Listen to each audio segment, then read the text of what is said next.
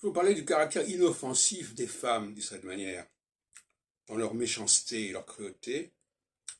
Et ça veut dire aussi qu'être bête et méchant, c'est assez indifférent finalement. Quelqu'un qui est bête ne peut pas faire des critiques vraiment puissantes.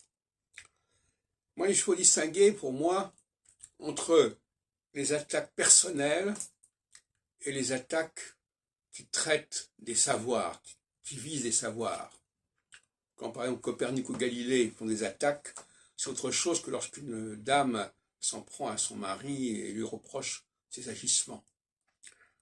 Donc, la différence, c'est que un homme puissant qui fait des critiques puissantes va se mettre à dos toute une société, tout un groupe.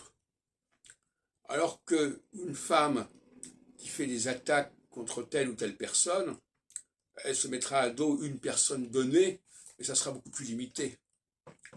Dans un cas, il peut y avoir une exclusion, un bannissement. Dans l'autre cas, il peut y avoir un divorce, je ne sais pas quoi. Enfin, ça ne sera pas du tout la même dimension.